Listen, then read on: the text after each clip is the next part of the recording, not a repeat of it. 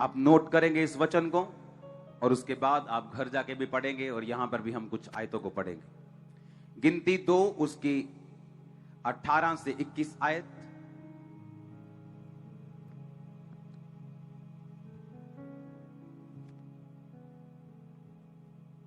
उत्पत्ति 48 उसकी 5 से 19 आयत, उत्पत्ति 41 उसकी 50 से 53 आयत, उत्पत्ति 47 उसकी 4 से 9 आयत, उत्पत्ति 47 उसकी 28 आयत। आज जो वचन आप सुनने जा रहे हो, अगर आपने उसे दिल में समा लिया, आपने उसे समझ लिया, आप ही नहीं आपकी जनरेशंस तक उसका असर भोगेंगी। मैं आपको आज बता रहा हूं।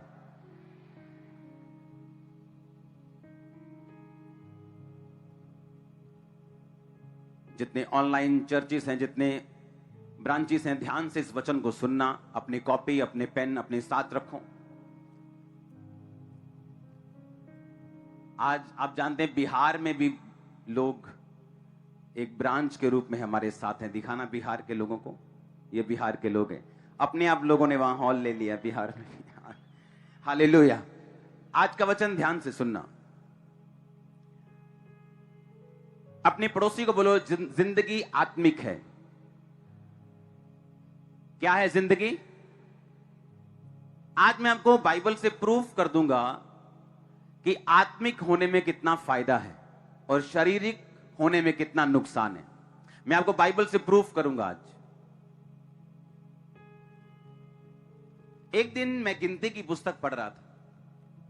गिनती की पुस्तक जब मूसा उनको लेके आया मिस्र से, तो रास्ते में परमेश्वर ने कहा गोत्रों के हिसाब से इनकी गिनती की जाए। लेवी गोत्र को छोड़ के जो बाकी गोत्र हैं उनकी गिनती की जाए, और इन लोगों को जो 20 साल या 20 साल से अधिक लड़के हैं उनकी गिनती की जाए। तो सब लोग गिनती कर रहे थे। तो गिनती 2 की 18 से 21 में लिखा पश्चिम, और परमेश्वर ने बताया था कि जो मेरा तंबू होगा, मिलाप वाला जो मेरा रहने का स्थान होगा, उसके आसपास इजरायली लोग घेरा डाल के रखेंगे। और परमेश्वर बताता था कि इस ओर कौन रहेगा, खब्बे पासे कौन रहेगा, सज्जे कौन रहेगा, उत्तर में कौन, दक्षिण में कौन, पूर्व में कौन, चारों दिशाओं में कौन, बीच वाली साइड पे लेवी रहेंगे। ये परमेश्वर ने एक एक जने को बताया था। जब उनकी गिनती चल रही थी तो गिनती 2 की 18 से 21 में लिखा पश्चिम की ओर अप्रेम की छावनी के झंडे के लोग अपने अपने दलों के अनुसार रहें, और उनका प्रधान अमीहूद का पुत्र एलीशामा होगा। उनके दल के गिने हुए पुरुष 40,500 हैं। बोलो 40,500।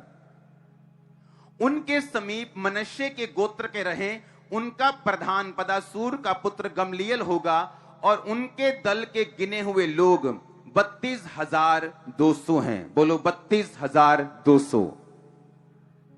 अब आपको यह मालूम होना चाहिए कि एप्रेम और मनश्शे कौन हैं। ये दोनों यूसुफ के बेटे थे। मनश्शे बड़ा बेटा था, एप्रेम छोटा बेटा था। जो बड़ा बेटा था वो मनश्शे था। कौन था वो? लेकिन जब उनकी गिनती कर रहे थे तो जो छोटा बेटा था एप्रेम, उसके 40,000 बंदे निकले, 40,500, जो 20 साल या 20 साल से ज्यादा थे जिनकी उम्र। लेकिन जो उसका भाई था मनश्शे, जब उनके बंदे गिने गए तो वो 32,200 थे।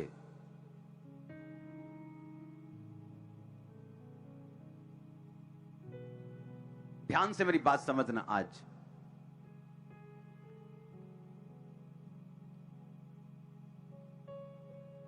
मैंने एक स्टडी पेपर तैयार किया उस वचन को पढ़ के कि ऐसा क्यों कि बड़ा भाई जो था उसके कितने बच्चे थे, कितना वंश था उसका? 32,000। जो छोटा बेटा था उसका कितना था? 40,500।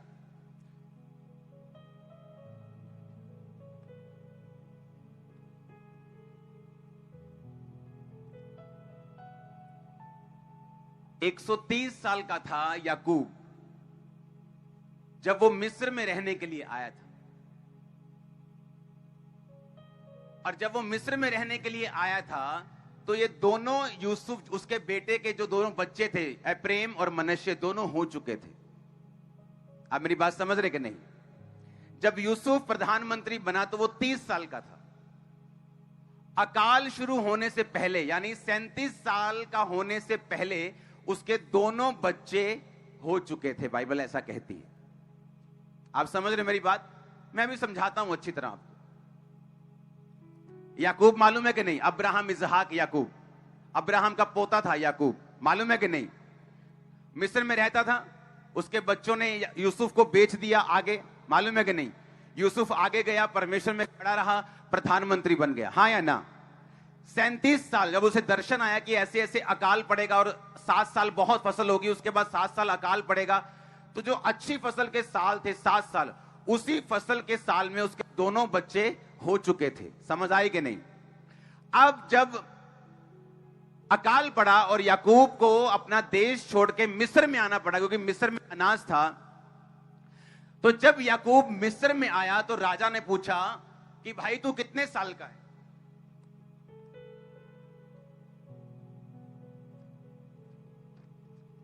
उस वचन को उत्पत्ति 47 उसकी 4 से 9 में है वचन। फिर उन्होंने फिरौन से कहा, इस देश में हम परदेशी की भांति रहने के लिए आए हैं, क्योंकि कनान देश में भारी अकाल होने के कारण तेरे दासों को भेड़ बकरियों के लिए चारा नहीं रहा, इसलिए अपने दासों को गोशेन देश में रहने की आज्ञा दे। फिरौन ने यूसुफ से कहा, तेरा पिता और तेरे भाई तेरे पास आ गए हैं और मिस्र देश तेरे सामने पड़ा है, सबसे अच्छा भाग अपने पिता को दे दे। अब 8 आयत में लिखा, तब फिरौन ने याकूब से पूछा, तेरी आयु कितने दिन की है? याकूब ने कहा, 130 वर्ष मैं परदेशी होकर अपना जीवन बिता चुका हूं। कितने वर्ष? और जब याकूब मरा तब वो 147 साल का था। आपने ध्यान से पहले मेरी बातें सुनी जानी, मैं उसका मतलब बाद में समझाता हूं। जब याकूब आया मिस्र में कितने साल का था? 130। राजा ने कहा, तू कितने साल का है? उसने कहा, 130 साल में परदेशी होकर रहा हूं। जब याकूब मिस्र में मरा तो वो कितने साल का था? उत्पत्ति 47 उसकी 28 आयत में पढ़ेंगे। उसमें लिखा कि मिस्र देश में याकूब 17 साल तक जीवित रहा और इस प्रकार याकूब की आयु 147 वर्ष की हुई।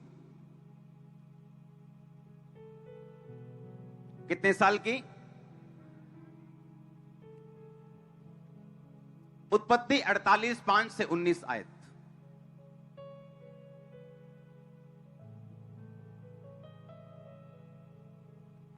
जब याकूब मरने वाला था, 147 साल का हो गया था, उसने अपने बेटे यूसुफ से कहा, अपने दोनों बच्चों को मेरे पास लेके आ, ताकि मैं मरने से पहले उन्हें आशीर्वाद दे सकूं, उन्हें ब्लेस कर सकूं, उनके जीवन के ऊपर शब्दों को, परमेश्वर के वचन को, उसके आशीर्वाद को मैं रिलीज कर सकूं और उसके बाद मैं इस दुनिया से जा सकूं।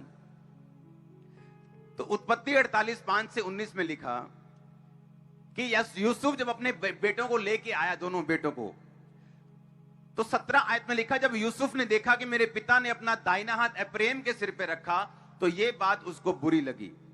अब ध्यान से बात सुनना। आप आइए, आप थोड़े हो गए, आ जाइए, आ जाइए। ये यूसुफ, आ जा भाई। ये याकूब है भाई। बैठ जाओ, बैठ जाओ। ये कौन है? ये कौन है? याकूब ने कहा, अपने दोनों बेटों को मेरे पास लेके आ, ताकि मैं मरने से पहले उन्हें क्या दे सकूं? आशीष दे सकूं। ये जब आया था मिस्र में तो कितने साल का था? 130।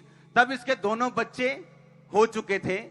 मान लो एक बच्चा 4 साल का था और एक 1 साल का था, ठीक है? 17 साल बाद जब मरने लगे 147 साल की उम्र में, तो उसने कहा, बच्चों को ले आ, मैं उससे आशीर्वाद दे सकूं। क्योंकि जब हम बाइबल में पढ़ते हैं, हमें क्या लगता है कि जब यूसुफ अपने दोनों बच्चों को लेके आया तो वो इतने इतने से थे। सोच आती है कि नहीं? हाँ, हमें क्या लगता है? वो छोटे बच्चे थे। छोटा बच्चा है इधर कोई? आजा भाई, आए शानदार स्मार्ट मुंडा। एक और चक्कू मुंडा भी छोटा है वो। आजा आजा काके इतना दो दो की करने हूं, तीन थोड़ी सी होते काके तो यूं बाइबल ना चेंज करी जाओ। आजा भाई जल्दी, क्या करते रहे? बस हो गया। हमें लगता है कि हमें क्या लगता है? हमें लगता है कि वो दो जो बच्चे थे एप्रेम और मनश्शे वो ऐसे थे, लगता है कि नहीं? हमें लगता है कि जो यूसुफ है वो अपने बच्चों को ऐसे लेके आया होगा, वो छोटे छोटे थे। और हमें लगता है कि फिर अगली पता क्या लिखा उसने? क्या किया उसने? जो बड़ा बेटा था उसको इधर वाली साइड रखा, अपने लेफ्ट साइड। जो बड़ा, ये बड़ा मान लो ये बड़ा है, ठीक है? इसने सीधा इधर खड़ा हो, इधर मुंह करके, इधर मुंह करके, इधर मुंह करके। बड़े बेटे को कहां रखा?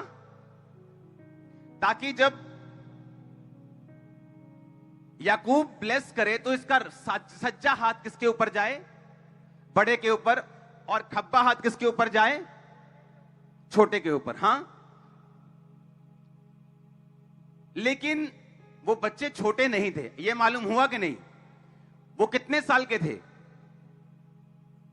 अगर वो 4 साल का था और 1 साल का था तो 17 साल बाद एक कितने का हुआ? 21 का। दूसरा मतलब वो बालिग थे।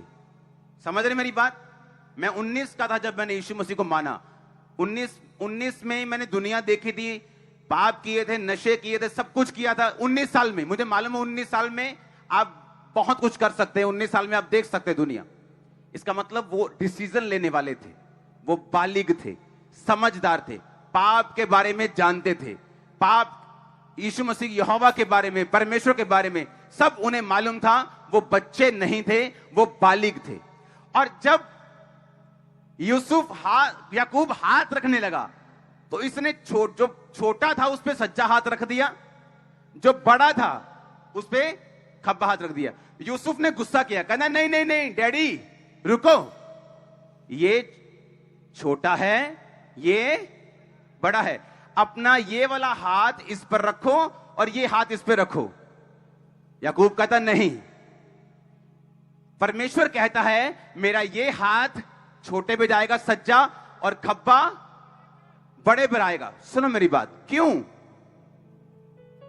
क्योंकि वो बच्चे छोटे नहीं थे।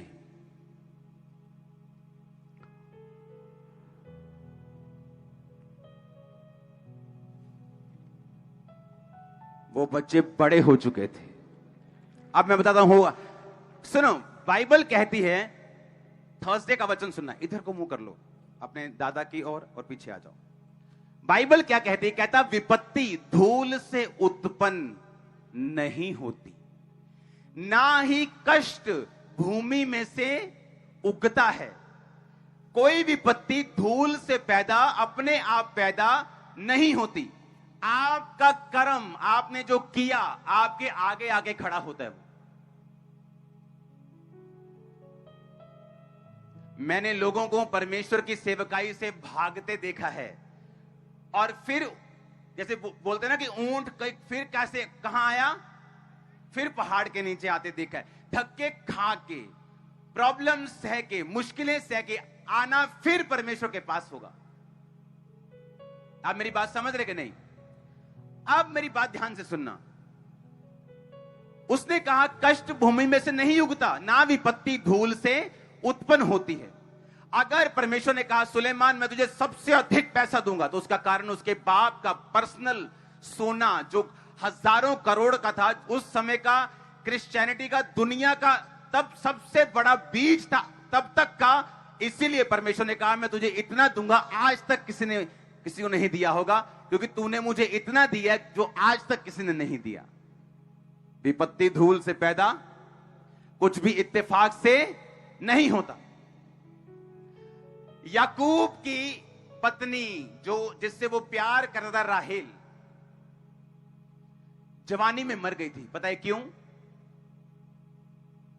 और दूसरी पत्नी, 2 पत्नियां थी उसकी, एक बुढ़ापे में मरी और एक जवानी में मरी। क्योंकि जो जवानी में मरी वो अपने पिता के घर से कुछ चुरा के लेके आई थी। जब पिता उसका भागा भागा पीछे आया, ओए याकूब, जब तू मिस्र से मेरे घर से निकला है अपने घर जाने वक्त, तो तू मेरी चीजें भी चुरा लाया है।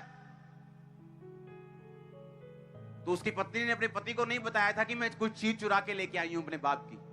उसने कहा जिसके पास वो चीजें निकलेंगी क्या होगा वो?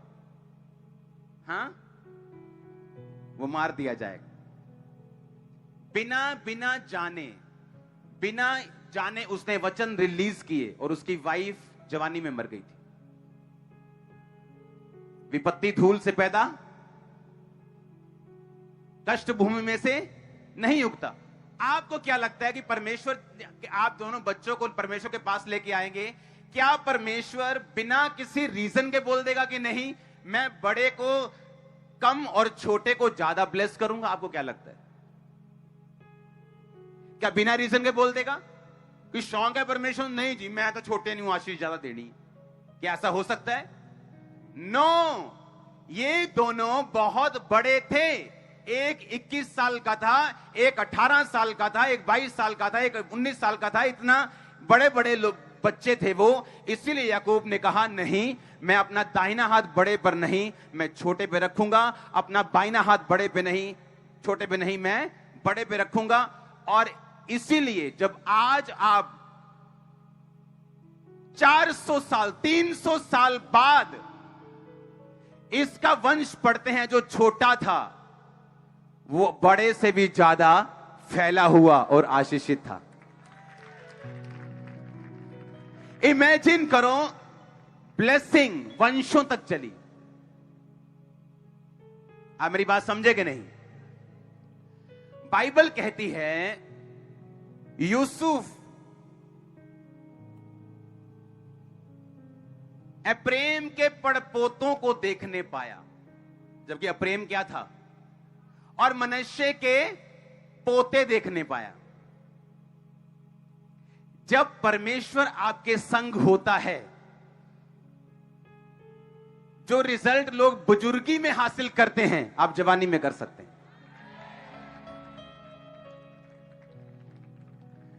लोगों को लगता था कि इतनी बड़ी मिनिस्ट्री, बूढ़े हो जाओगे तुम, मतलब बूढ़े होके हासिल होगी। लोग बोलेंगे 40 साल से देखो काम कर रहे, देखो कितना अच्छा रिजल्ट आया। बट एक और तरीका है।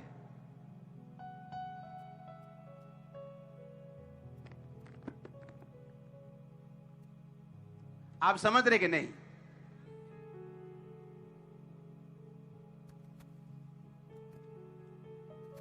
मेरी बाइबल लेके आओ, पढ़िए।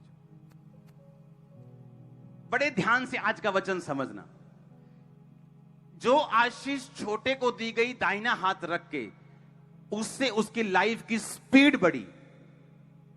नहीं तो शादी पहले बड़े की होगी कि छोटे की होगी? हां, बड़े की होगी, फिर छोटे की होगी, फिर बड़े का पहले बच्चे होंगे, फिर उसके बच्चे पहले होंगे। पर यहां बाइबल कहती है उत्पत्ति 49 में अगर आप पढ़ेंगे कि जो छोटा था उसका बाप छोटे बेटे के पड़पोते देखने पाया और बड़े बेटे के पोते देखने पाया।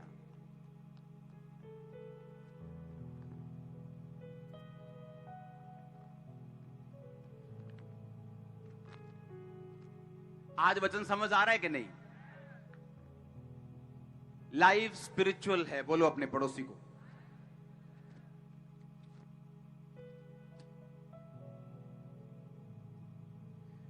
मसीह के आने से 1444 साल पहले ये जनगणना हुई थी। कितने साल पहले? 1444 साल पहले।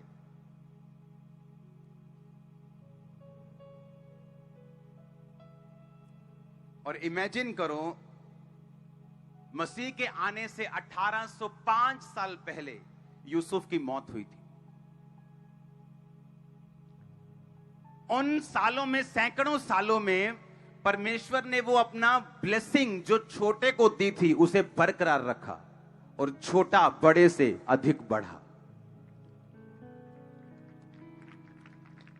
आप देखो परमेश्वर कितना वचन से बंधा हुआ है और कितनी इफेक्ट करती हैं स्पिरिचुअल चीजें आपकी लाइफ में, कितना इफेक्ट करती हैं। कि यूसुफ कह रहा है नहीं नहीं नहीं डैडी, अपना दाहिना हाथ। उसने यूसुफ ने क्या किया, उसने कहा, उसने देख लिया कि पापा सामने खड़े हैं, दाहिना हाथ इस तरफ है, उसने बड़े को अपने खब्बे पास से कर दिया। उसने कहा चल तू इधर खड़ा हो, छोटा तू मेरे सज्जे खड़ा हो, पापा के खब्बे खड़ा हो, तो जब हाथ रखेंगे इस पे सज्जा इस पे खब्बा। उन्होंने कहा नहीं ऐसा नहीं होगा, मैं अपना सज्जा हाथ छोटे पे रखूंगा और खब्बा हाथ बड़े पे रखूंगा। कारण यह था कि ये दोनों बालिग थे, एडल्ट थे, समझ सकते थे।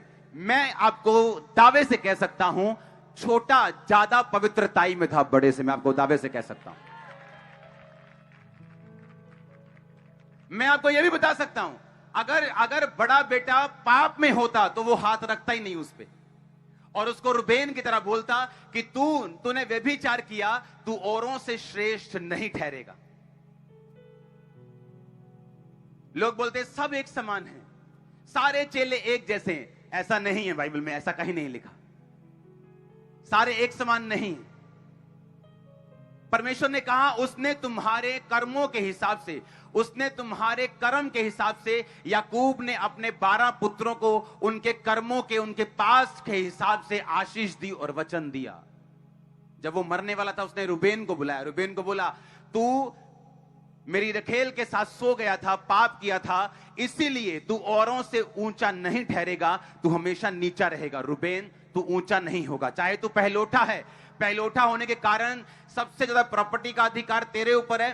पहलोठे होने पर जो प्रॉपर्टी थी, अगर 6 भाई हैं, पहलोठे को 6 हिस्से नहीं कर 7 हिस्से करते थे प्रॉपर्टी के। अगर 6 भाई हैं तो कितने हिस्से होते थे? 7। 2 हिस्से मिलते थे पहलोठे को और बाकियों को एक एक हिस्सा मिलता था। पर परमेश्वर ने कहा रुबेन तू व्यभिचारी है, तूने एक लड़की के साथ पाप किया, इसलिए तू दूसरों से ज्यादा श्रेष्ठ नहीं ठहरेगा, तू भी आम लोगों की तरह होगा। जब शमूएल मसा करने के लिए आया तो उसने कहा तेरे बड़ा बेटा कहां है? बड़ा बेटे को मसा करने का परमेश्वर ने कहा मैंने इसे अयोग्य समझा है। दूसरा आया, परमेश्वर ने कहा मैंने इसे अयोग्य समझा है। तीसरा आया, परमेश्वर ने कहा मैंने इसे अयोग्य करार दिया है। आप किसी को अयोग्य करार नहीं दे सकते जब तक आप उसके पेपर ना ले लें। आप किसी को बोल सकते हो ये फेल हो गया, पेपर होंगे तभी फेल होगा कि नहीं होगा? कि बिना पेपरों के फेल कर दोगे किसी को? टेस्ट लोगे, काम दोगे, देखोगे ना कि कर सकता है कि नहीं कर सकता। परमेश्वर ने सभी को फेल कर दिया। जब दाऊद आया परमेश्वर ने कहा मसा कर, इसी को मसा कर, क्योंकि ये मेरा होने वाला राजा है जिसको मैंने चुना है अपनी महिमा के लिए। आमीन। कितने कितने समझ रहे इस बात को? एक स्पिरिचुअल है, एक चीज, एक स्पिरिचुअल घटना हुई बाइबल में। अब हाथ ही रखा है, सज्जा क्या और खब्बा क्या, वचन ही रिलीज हुए, क्या हो गया? उस समय कोई फर्क नहीं लगा होगा। उस समय अगर इसके पास आईफोन 13 है, उसके पास 12 है, उसके कहा मेरे पास तो अभी भी 13 है, कोई क्या फर्क पड़ता है? बड़ा बोलेगा अभी मेरे पास ब्लेसिंग ज्यादा है, क्या फर्क पड़ता है? लेकिन स्पिरिचुअल चीजें रंग लेके आती। आप आज मेहनत करोगे, ऐसा इम्पॉसिबल है, पत्ता काट दो कि आपको मेहनत का फल नहीं मिलेगा। इम्पॉसिबल। वो आज मिले, कल मिले, परसों मिले। स्पिरिचुअल चीजें इफेक्ट करेंगी ही करेंगी। आप प्रेयर करेंगे, मान लो आप प्रभु के लिए खड़े रहेंगे, आप पवित्रताई में रहेंगे, आप प्रार्थना में रहेंगे, आप परमेश्वर से, उन सभी चीजों से, लंगर प्रसाद से दूर रहेंगे, आप परमेश्वर के बने रहेंगे, रिजल्ट आएगा ही आएगा। पॉसिबल ही नहीं कि आपका रिजल्ट ना आए, ऐसा संभव ही नहीं। स्पिरिचुअल चीजों का एक महत्व है, वर्ड्स का एक महत्व है, और वर्ड्स रिलीज होते हैं आपकी बिताई हुई पास जिंदगी के हिसाब से। आमीन। आपने पुरानी जिंदगी कैसे बिताई है? जब परमेश्वर का फल देने का टाइम आया तो आप कहां स्टैंड करते हैं? आपको परमेश्वर क्या वचन देगा, कितना देगा, ये आप लोगों के ऊपर निर्भर करता है, परमेश्वर के ऊपर नहीं करता। हालेलुया। आप समझ रहे बातों के नहीं? परमेश्वर देखो गिनती कितने साल बाद हुई जाके, उसकी मौत यीशु मसीह के आने से 1805 साल पहले, और जब जनगणना हुई तो 1444। कितना फर्क देखो, 350 साल का फर्क। 350 साल बाद वो वचन जो हैं वो नजर आने शुरू हो रहे हैं कि एक बंदा 40,000 है और बड़ा भाई 32,000 पे। 350 साल बाद लोगों को लगता है कि स्पिरिचुअल लाइफ से क्या हो जाएगा, मेरा कौन सा कुछ चेंज, मेरे को सा तनख्वाह लग जाएगी स्पिरिचुअल प्रार्थना ज्यादा करूंगा तो। अरे आज आपको लगता है फर्क नहीं पड़ रहा, लेकिन इतना फर्क पड़ेगा जितना तुम सोच भी नहीं सकते। आज मुझे लगता है क्या हो जाएगा मोबाइल छोड़ के, फेसबुक छोड़ के, क्या हो जाएगा ब्लू फिल्म में छोड़ दूंगा तो क्या होगा, आज मैं गर्लफ्रेंड छोड़ दूंगा, क्या हो जाएगा। अरे अभी आपको मालूम नहीं क्या होगा, लेकिन वो आएगा रिजल्ट। यही यूसुफ, यही बच्चे छोटे के पड़पोते देख रहे हैं और बड़े के पोते देख रहे हैं। जिस समय यूसुफ अपने बाप के पास अपने दोनों बच्चों को लेके आया, उस समय यूसुफ 47 साल का था। जब यूसुफ मरा वो 110 साल का था। 63 साल में ही चेंज हो गया। एक बंदा जिसको ज्यादा ब्लेसिंग आत्मिक था वो एक जनरेशन आगे हो गया सिर्फ 50 साल में। आपको समझ आ रही है वचन के नहीं? जैसे ही उस पे स्पिरिचुअल वचन रिलीज हुए, जैसे ही वो आत्मिक हुआ और परमेश्वर ने उसे ब्लेस किया, उसकी स्पीड दूसरों से ज्यादा थी। आज अगर आप प्रभु को अपना जीवन देंगे, मैं जानता हूं प्रभु का आत्मा यहां से बात कर रहा है, आपकी स्पीड आज से दूसरों से ज्यादा होगी। आज से आमीन। मुझे ऊंचे वाला और खतरनाक वाला चाहिए। आमीन चाहिए ऊंचा। मैं आपको सच कह रहा हूं, मैं आपको सच कह रहा हूं।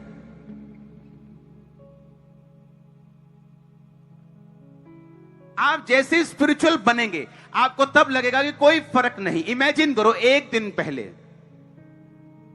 जब ये याकूब अपने पोतों को ब्लेस कर रहा था, उससे एक दिन पहले अगर बड़े बेटे की प्रार्थना कम थी, पवित्रता कम थी, ठीक था, वो ठीक था, और छोटे की ज्यादा थी, लेकिन एक दिन पहले छोटे को क्या लग रहा होगा कि क्या मैं सारा दिन प्रार्थना करता रहता, क्या मैं चर्च जाता रहता हूं, मुझे भी शादी पे जाना है, मुझे भी नागिन पे डांस करना है।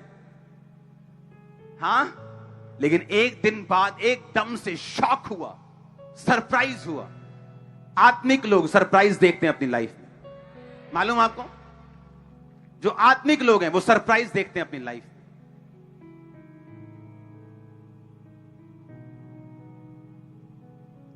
आज खंबरा, अगर हमने होशियारपुर ब्रांच में आज हजारों लोग बैठे हैं, खंबरा ब्रांच की एक भी नुक्कड़ आज भी खाली नहीं, सारे ओवरफ्लो है हॉल, सारे हॉल, बाहर अंदर ओवरफ्लोज। ये देखो, ये ओवरफ्लो हॉल जो आप देख रहे हो खंबरा के हैं, ये ब्रांचेस के नहीं। 1% भी जगह खाली नहीं है। और होशियारपुर में आज हजारों लोग बैठे हैं वहां पे। इसी चर्च से निकल के देखो, ये होशियारपुर की ब्रांच देखो। सुनो मेरी बात, मैंने देखा है आप प्रभु में चलते रहते हैं, कई बार आप दुखी हो जाते हैं प्रार्थना करके, पवित्रताई में चल के, और जब रिजल्ट नहीं आता, डोंट वरी, एकदम से सरप्राइज मिलेगा आपको। मुझे ये एक सरप्राइज नहीं मिला, मुझे हर कुछ महीने बाद या हर कुछ साल बाद, हर कुछ घंटों बाद भी मुझे कोई ना कोई सरप्राइज मिलता है। परमेश्वर ने कहा, जो मुझ पे विश्वास करेगा ठट्ठा करने वालों की मंडली में नहीं बैठेगा, यहोवा की व्यवस्था से दिन रात प्रसन्न रहेगा, वो उस वृक्ष के समान होगा जो बहती नदी के किनारे लगाया गया। उसके पत्ते कभी मुरझाएंगे और वो अपनी ऋतु में 24 घंटे फलेगा, 24 घंटे फल लाएंगे। कहता 24 घंटे फल नहीं आते, अपनी ऋतु पर, सीजन पर। आप क्रिश्चियनिटी में चलेंगे ना, यह इम्पॉसिबल है कि आप रोज ही कहेंगे कि बड़ी बड़ी टेस्टिमनी बन रही रोज, एवरीडे। हो सकता है 10 दिन ऐसा हो, 1 साल ऐसा हो, पर एक टाइम आएगा जब फल बंद होंगे। लेकिन पानी के कारण, वचन के कारण जो आपको सींच रहा है, आप हरे रहेंगे। जब कोविड आएगा तब भी हरे रहेंगे। लोग बोलेंगे, अच्छा ये कैसे बाहर आ गए कोविड के टाइम पे? इन्होंने कोई, लगता है कोई सरकार से बात करके कोई दवाई ले ली है पहले से ही। दवाई तो हमने पहले ली हुई है बपतिस्मे की। हाँ, लोग बोलेंगे ये हरा कैसे, हम तो सूख रहे हैं, ये हरे कैसे? परमेश्वर ने कहा जो पानी के किनारे, वचन के किनारे लगाए गए, उनके पत्ते कभी, उसने ये नहीं कहा जब कोविड ज्यादा हो जाएगा तो मुरझा जाएगा, थोड़े से पीले हो जाएंगे, थोड़े से हरे रह जाएंगे। उसने कहा नेवर, कभी नहीं मुरझाओगे तुम, कभी नहीं। और कहता फिर अपनी ऋतु में, अपने सीजन में वो फल लेके आएगा। किसी फल का सीजन 3 महीने बाद होता है, कोई फल 6 महीने बाद आता है, कोई 4 महीने बाद भी आता है।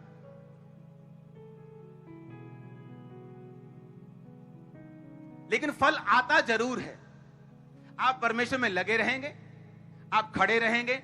आत्मिक जिंदगी की अगर आपकी निगाह में वैल्यू नहीं है तो इसका नुकसान सिर्फ आप लोगों को है।